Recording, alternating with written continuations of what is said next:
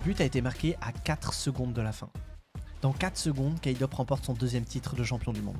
Dans 4 secondes, l'Europe sera sur le toit du monde. 4 secondes, c'est tout ce qui reste à Energy pour créer un miracle. Surtout qu'à peine le temps de reprendre son souffle que le replay du but est déjà passé. Les 3 joueurs apparaissent et savent très bien que pour marquer, le meilleur moyen, c'est de mettre un but à l'engagement. C'est un truc qu'on voit souvent sur Rocket League. Un bon challenge qui permet de faire la différence s'il est suivi par toute l'équipe. Le décompte est terminé, GareJ va chercher le boost, Fireburner avance au milieu et Justin s'élance au premier plan. Quelle que soit la stratégie d'Energy, tout dépend de la qualité du duel pris au milieu du terrain par Justin. En face, le positionnement des joueurs est le même, à une seule différence. Le dernier joueur est symétrique, il part dans la même direction que GareJ et ça Justin le voit. La première information que ça donne, c'est que Dignitas veut bloquer la possibilité d'un ballon qui irait fort sur le mur droit et qui donnerait une action dangereuse à GareJ qui est parti sur ce même côté. La deuxième information, c'est que du côté gauche, il y a de l'espace. Donc Justin ajuste la trajectoire de sa voiture et force le duel avec un flip. Sur la vue de Justin, la balle est super intéressante. En l'air, dans la continuité du duel. Il suffit juste que le joueur derrière lui soit rapide. Mais il vient pas. Parce qu'au moment de l'engagement, Fireburner, joueur d'expérience, n'a pas voulu prendre de risque. Par rapport à Kaydop, il est beaucoup moins engagé, beaucoup moins avancé.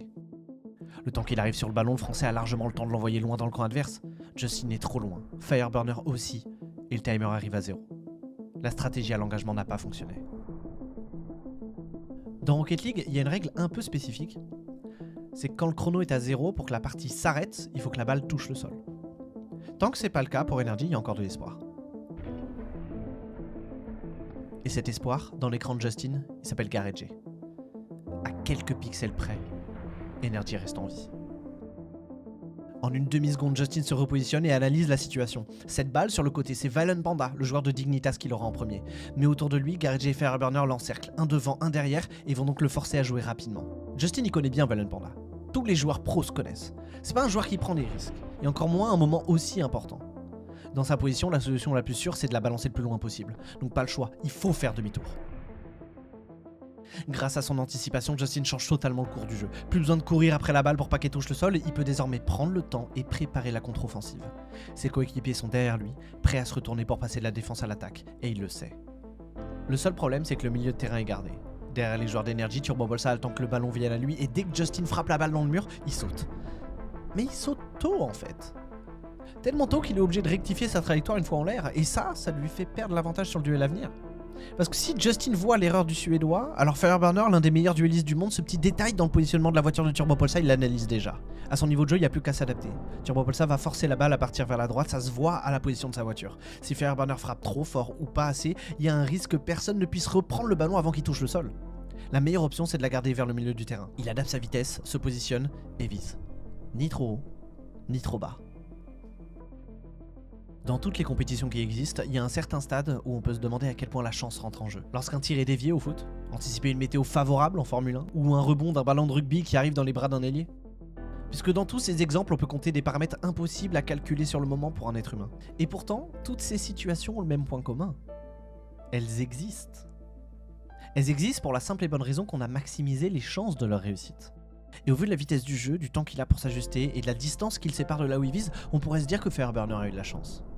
Mais lui, il s'est juste positionné de la meilleure manière possible pour la provoquer. À cet instant, quand t'es Justin et que tu vois le travail que vient de réaliser ton coéquipier, ta seule envie c'est de faire pareil. Alors quelques millisecondes après le rebond, tu t'élances. Et le temps de rattraper la trajectoire du ballon, t'observes. Violent Panda est trop loin, il pourra rien faire. La seule menace ici, c'est la difficulté du tir et Kaydop. Mais Fireburner est là et il menace de le démolir. Ça oblige le français à passer sur le mur pour défendre.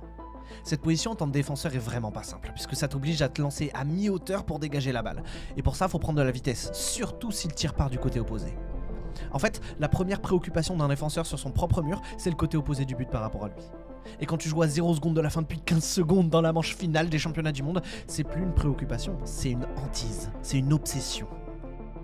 Avec un ballon aussi haut, un angle aussi dur à placer sans que la balle touche le sol et toutes ces informations récoltées en pleine aérienne, je vous laisse deviner l'endroit où Justin a décidé de tirer. Energy need this immediately. They've got the kick off in their favour. Kaydop tries to clear. It is almost there. It just has hit the floor. Violent Panda puts it the long way, and it's almost there. Justin keeps it alive. TurboBolsa there. bounces into the corner. Energy still around. Justin is there for the shot. Justin! This is Rocket League!